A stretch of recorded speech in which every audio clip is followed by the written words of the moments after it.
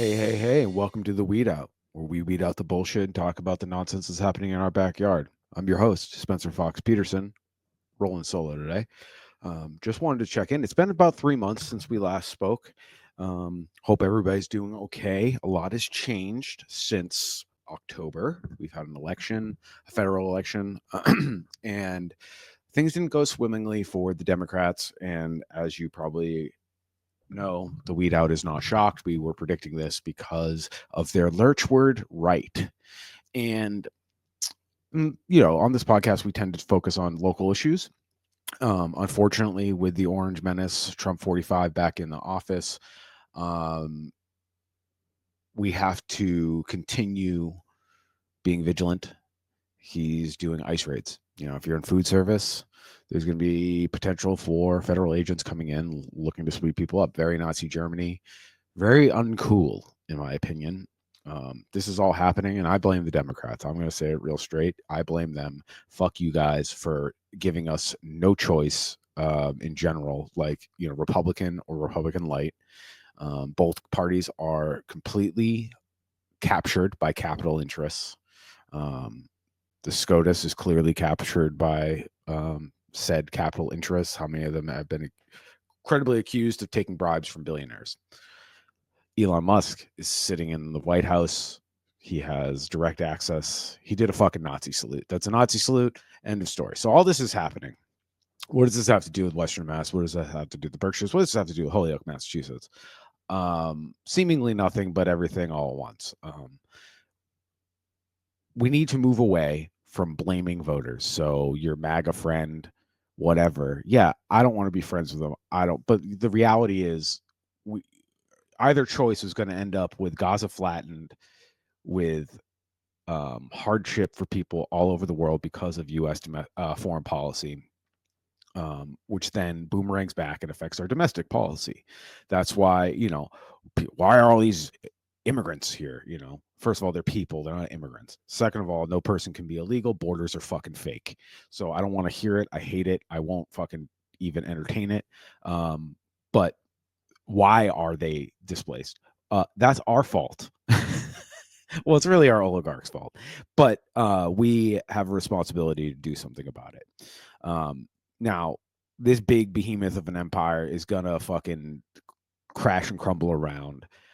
So what can we do? In my opinion, granted, my opinion, I can't see the future. I don't know anything other than we got to stay focused on our neighbors, our local issues, and community.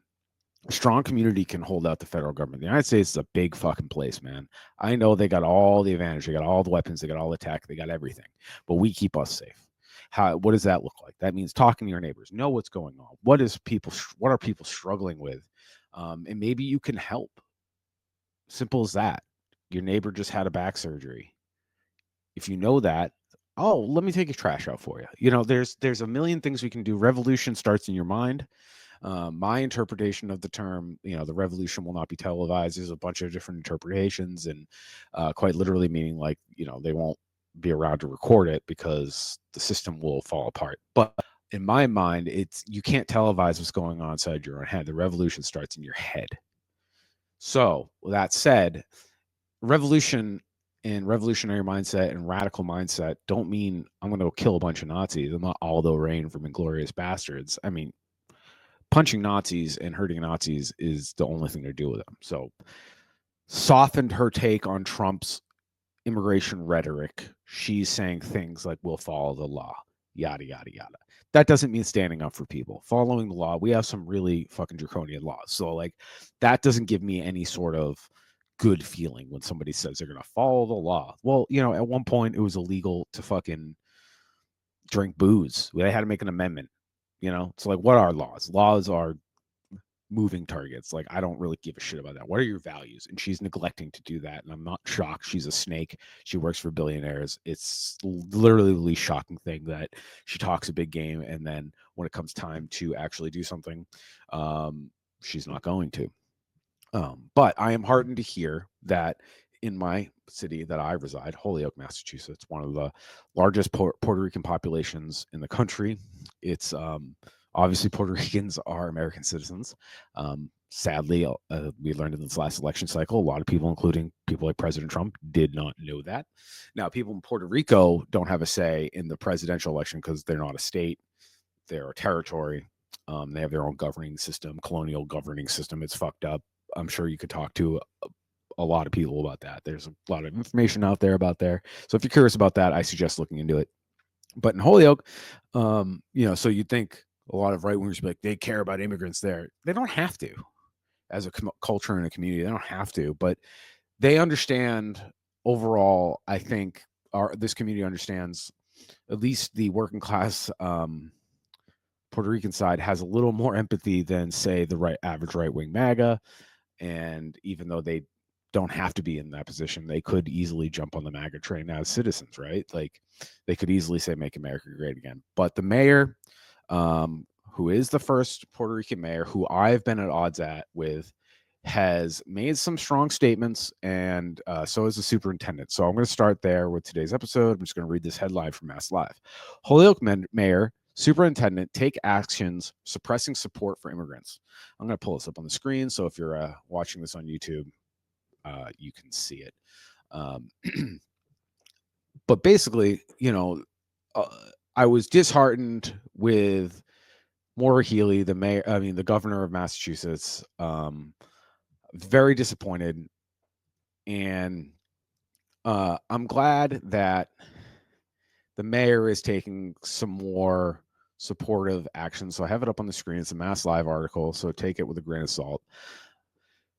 In response to changes in federal immigration policy, the mayor and superintendent of Holyoke schools said they were committed to protecting the rights of all residents in their city. Basically, it's behind a paywall, but we are affirming our commitment to ensure the rights and protections of all immigrant families recently imperiled by recent announcements at the federal level.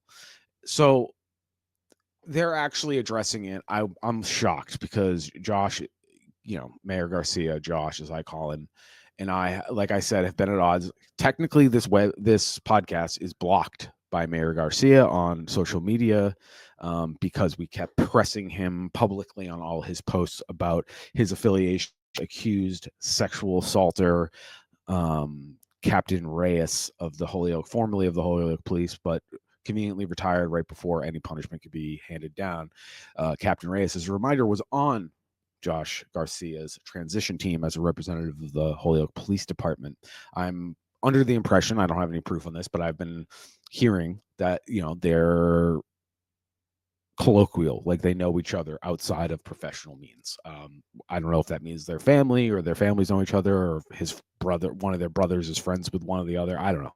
But the point is, it's a small town, small city. And in my opinion, Josh Garcia did the man a solid and slow walk the investigation, really stonewalled the community and pretended like they were handling it, but gave him an opportunity to escape with his money. Captain Reyes, that is. That's my outlook on this. So, gladly, we've talked about it on previous episodes, Joanna and I. It's plenty of information. The Shoestring has written about it. So is New England Public Media. This is not a quiet case, and that's why it's so pathetic. Josh Garcia, it will block a tiny little podcast in his city because we're like, yo, why are you protecting this guy? Yo, why are you protecting this guy? I'm sorry, I'm ruining your little fucking tweets announcing your stupid statues, but fuck you. Why are you protecting a sexual assaulter? As a manager of people, which he claims that's what he, his specialty is. In my meeting with him a couple years ago now, that he believes in stepping back and letting people make their mistakes and then assessing, et cetera, stuff like that. Standard big picture manager talk from the mayor. And I think that he is a human being who has blind spots, and that's understandable from a human level, but he's protecting monsters. I'm glad that he's saying the right thing in a climate that it would be convenient for him to either be silent or say something like Maura Healey did. We will follow the law. Again, I know it sounds innocuous. I know maybe I sound crazy, but the following the law thing is a fucking dog whistle, guys. That is an imperialist, colonialist bullshit. It was illegal to be a fucking witch.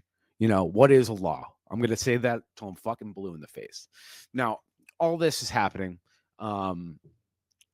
And I'm guessing the community in Holyoke writ large, and Josh Garcia does have his finger on the pulse. I will say that. Like, he definitely has good connections with the community. He knows what the average person is feeling. And unfortunately, the average American is a little right wing and a little pro police because of our conditioning. So he is, in theory, listening to them. But, my opinion, the leader leads. They don't blindly follow the demands of their constituents. It's a balancing act between leading and listening. And sometimes your community members, the loudest ones, are fascists, and he listens to them too much. Some people can be fucking disregarded, in my opinion.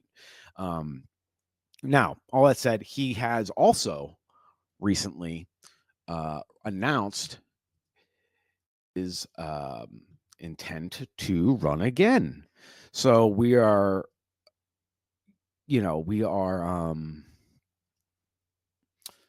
the first term, and he is going to run again. And I was under the impression he would probably want to be, looking for a wider office. So maybe he claims, in announcing bid for second term, Holyoke Mayor Garcia says, quote, "Work is far from over. Saying that serving a mayor is the greatest honor of his life, Joshua Garcia intends to seek a second term this fall. His first campaign before the 2021 election touted himself as the best candidate to tackle problems facing the city, including chronic violence, poverty, tax delinquencies, crumbling infrastructure, and a history of low academic performance in school. Excuse me. Again, I have this on the YouTube video, so if you guys want to read what I have up on the screen, you more than can. And some things he has done has been good. Like, it is good to have representation, is good. Like, it is really gross, like every previous mayor just being, whether they were young or old, they were old guard Irish white guys, and or into the Irish community. Maybe they weren't necessarily Irish, but it's been a long tradition of a city that is 50% Puerto Rican, and it's the largest concentration of Puerto Ricans outside of the island. And it's a damn shame it took until 2021, but they finally have a mayor that looks like them. But again, not always good. I mean, this man transferred COVID funds to the police. He covered up all sorts of police malfeasance. His police have still been unaccountable during his tenure. He spent a whole bunch of money to get a consulting team in to do an audit of the police department to tell us what we already fucking know. There's rampant sexism. There's abuse of power. There's abuse of there's all the standard police abuses. It's like we didn't need to spend a couple $100,000 on this. And these consultants are ex-cops. So, like, what are they really doing here? They're just whitewashing their fucking bullshit. So, my call out to the community is, can somebody please challenge this mayor from the left? It's not going to be me. Let's be real. We don't need any more people like me in public office. Okay. There's enough fucking blowharded white dudes. Like, we're good there. Right. But I would really, really like somebody to push Garcia, because the last election was between him and Sullivan. If I recall, Sullivan is very right wing, very Christian nationalist coded. I don't know his true beliefs, but that's, if you were to look at him, that's what you'd guess. Fair or unfair, fair or unfair. Sorry, Sully. But so apparently Garcia beat him by 6% margin. So that's good. But the only real thing, Josh is really touting is this quote unquote state of the art facility to house International Volleyball Hall of Fame. He's going to spend a bunch of infrastructure, public dollars for that. And I don't know. I'm not like, can we just make sure our water's clean? Like, why is every fucking week am I getting a notification in the summertime that there's, they dump sewage into the fucking Connecticut River? Like, literally, can we spend the money on things that fucking make our lives better? you know, and some people would argue this brings economy here. Whatever, dude. Like, can we just make sure the fucking water's clean? Can we invest in community internet, municipal internet? Like, you know, I'm getting fucked by Comcast like every year. It's some bullshit, and you have to fight with them, and you can get $30 knocked off. And I don't have anything crazy, just regular internet, right? But like, come on, we all need internet. Why? Like, we have electricity, we have municipal water. Why don't we have municipal internet? I don't know. Makes no fucking sense. Infrastructure here, the public infrastructure is good. Like, it's relatively good. It's better than other places. Like, when we lose power, it's not out for very long. And you know, for all the strings Holyoke has, the cost of utilities is low because we share the costs. You know, socialism, I guess some people will call it. I don't know. Like, it just makes sense. If we all have to fucking use it, then we all split it, and it shouldn't be for profit. Same should go for food. Same should be for water, and healthcare, and housing. I guess those are the four big things. So I don't see any big ideas from Josh. It's more neoliberal austerity politics. It's nothing impressive, but compared to the Mike Sullivans and the Kevin Jourdains and the Van fucking Linda Vakin of Holyoke, you know, I'll take it. I don't like it. I don't like that he's a coward. I don't like that he's afraid of quote unquote media. You know, say what you want about the Weed Out podcast. We're not very big, but you know, it's weird that you wouldn't want to hear from me, from us, your constituency, that we have Holyoke people who listen to this podcast. Now you're just letting me have free reign to tell the truth about how you're a coward, Josh. So I'm glad that you're standing up for the immigrant population, and that you're gonna not let cops into schools, ICE into schools. You know, let's take us the next step further. No SROs in schools. They don't keep people safe. All right. They've never stopped a school shooting. They tend to fucking be molesting the students. Like, if you just Google SROs, like, dude, it's crazy. So, Josh, if you're listening, you're not. Please, please do something fucking different for once in your life, man. Like, it's like, we don't need more austerity. Okay. We need radical investment and radical fighting for the working class. Now, my point of view is that's not going to happen, but I think it's important that somebody says it. And if y'all want to reach out to Josh and let him know and think it's fucked up that he has us blocked, that'd be cool. I'd really like that. And Josh, you're always welcome to come on the show. I'm not going to be nice about it, but you're always welcome to come on the show. So next article that I have here regarding Holyoke it's kind of a funny one for me anyways. You know how I feel about cops, right? Well, this fucking fascist died, so that's cool. Apparently he died a couple days ago. He was the former chief of auxiliary police division, and he brought that division to be the largest and most active auxiliaries in Western Massachusetts. Wow, quite the legacy. You just found a way to burn more money on dudes with guns that have a higher inclination of beating their family. Okay, cool. So this man was born in 1938. And he lived 86 wonderful, long ass years. He was in the Army National Guard, so he's a class traitor 2 times over. He worked for the Wall Street Journal, so he's a fucking professional liar. Great. So basically, yeah, rest in fucking piss. I'm glad you're fucking dead. I don't know you, but your legacy to me is disgusting. So, that's my good news about Holyoke. We have another dead Nazi. Sorry to his family. Your fucking granddaddy was a piece of shit. He had an unhonorable job. So I'm going to pull up now an article from Western Mass News, ABC 40, Fox 6, CBS 3,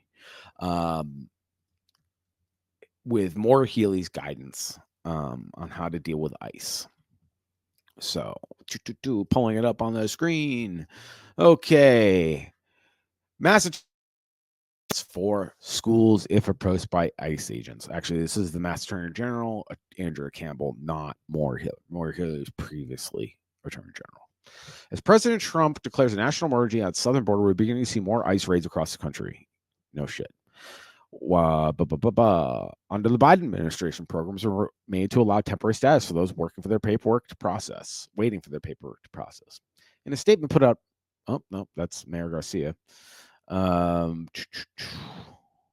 We are affirming our commitment to ensure and protect the rights of all Holyoke residents and employees, and especially newcomer and immigrant families whose safety and well-being are now being imperiled by recent announcements at the federal level. Massachusetts Attorney General Andrew Campbell has also published a series of guidelines for school districts as they are approached by ICE agents. Notify the school administrators and the school parents should an agent ask to speak to a parent. ICE needs to show parental consent or judicial warrant to engage with the student. Schools are advised to withhold any student information from any third parties, including ICE, unless presented without a warrant. Now, this would seem common sense, but if you look into how ICE operates, they try to do shit without a judicial warrant all the time. So basically, they don't believe in the fucking Fourth Amendment. And the Supreme Court last session resolved a case that basically said Border Patrol now has jurisdiction within 100 miles of every border. Most of the United States lives within 100 miles of the border, whether you're on the coast, you're on the Canadian border, you're on the West Coast, you're on the southern border, or you're, in Florida and in the Gulf of Mexico. So yeah, they basically don't believe in the Fourth Amendment, the government's right or the process that the government has to go through to get the ability to break your Fourth Amendment to search your property or person with a warrant. So yeah, ICE is in my opinion, they're actual like the SS. They are stormtroopers that bash in people's doors and take children. They'll go into schools, but like look at Uvalde, Texas. They wouldn't go in and take out a gun. It's not the same department. It's the local police, but these police, whether they're ICE or local pigs, they'll gladly go and harass and mortify and objectify children to traumatic events, but they won't fucking do anything to stop them from having a traumatic event. Like if you're still arguing for police, like God willing, you get hit in the head and up, because honestly, there is no place for these fucking monsters. And who are these monsters? Who are these people ripping children away from their parents? Who are these people going to places of worship or schools and being like, come with me, you don't have your papers? Like, do you know how crazy that is? So, we'll take everything with a grain of salt, because we do live in a place where they'll actually say that they're going to protect these people. Now, will they? Can they? I don't know. Remains to be seen. Because Maura Healey has famously said over and over again, I'm going to follow the law. Fucking law means nothing, dude. It means nothing. The president was elected. He is convicted of fraud. He was found liable of sexual assault. Like, laws mean nothing when you have the guy who's the executor of said laws completely disregards everybody else. Like that dream is over. It was never real. But now, like, yeah, the SCOTUS has ruled that presidents can do unlawful acts as long as it's in the official capacity. Like, basically, if he deemed that there was terrorists in the Boston area and he dropped a fucking nuke on it, he would walk scot-free. Yeah. And we also have the Hague Invasion that was passed post 9/11 during the Patriot Act era, where basically if the ICC or ICJ tried to hold one of our people accountable, whether they're an Israeli soldier or they're an American soldier or they're an American politician, attorney general, whoever, we will invade the Hague to prevent that. So, like, we are an unlawful rogue nation. Period. End of story. Let's stop spreading the fucking lie that this is a free place, the beacon on the hill, the yada, yada, yada. It's bullshit. It's bullshit. And I'm kind of glad, as terrifying as it is, that the Orange Menace, the fascist fucking freak, is where he is. I'm terrified, but it really rips off Biden, I think, has awful things, even by the white man laws. the Western laws. I think he did unlawful things, but he had some, a veneer of like statesmanship about it. And I'm not saying this is not defense of that man. Please do not take it that way. Do not take it that way. But like Trump has really exposed everything. So like, let's roll with this. Let's run with this. Let's point out that following the law doesn't mean shit. It means nothing. All right. What is a law? It's passed by some ghouls in a fucking building that they don't even care they almost got killed in.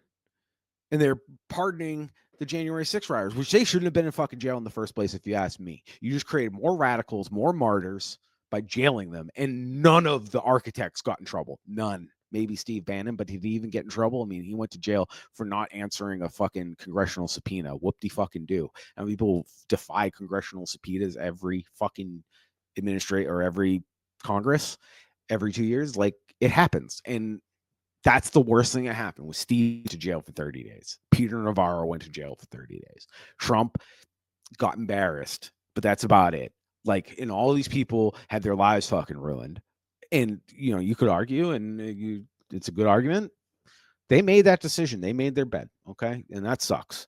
But, like, yeah, you caged them, and now they're radicalized further. They're further extremed, pushed to the extreme, the fringe. Good job, everybody. Good job. This is why neoliberals and liberals, they play footsie with fascists, but they can't go all the way through with it. And it ends up just creating more fascists and more fucking writers and more authoritarians and more people just going, I guess democracy doesn't fucking work. Again, I don't think we've ever had a true democracy here in the West. We've had semblances of it. We have ideas of it. We have aspirations of it. But whatever aspiration is, it's gone. It's gone. Whatever we could have held on to is long gone. And that's okay. Let's use it as an excuse to rebuild, fire cleansing, everybody. Okay. So that's just this week's mini episode of The Weed Out. I just wanted to update you on what's going on with these fucking weirdos and these fascists. In conclusion, get to know your neighbors. Find out what is happening in your neighborhood. It will make you feel more grounded, more in control. It will create relationships and community. And, like the worst case scenario, like apocalyptic movie thing happens, you have some network in your neighborhood, try not to be so isolated if you can. We got to work on this. We have to undo some of the things that have been compounded by capitalism, technology, and, recent events like the pandemic, where we've really been isolated from one another. And the internet, it's great, but we got to have these conversations in person, and we got to find out what makes our neighborhood work. Because nobody's coming, no politician, no God, no rapture, nothing. It's just us and the strongest community together. So that's Spencer with The Weed Out. We'll be back. Joanna's got some stuff in the works. Look forward to hearing from everybody, and I hope you keep weeding out the bullshit. And as always, you can find us at www.theweedout.com, find us on social media, and you can always shoot us an email at theweedout@gmail.com. Again, I'm Spencer Fox Pierce, The Weed Out. Keep weeding out the bullshit.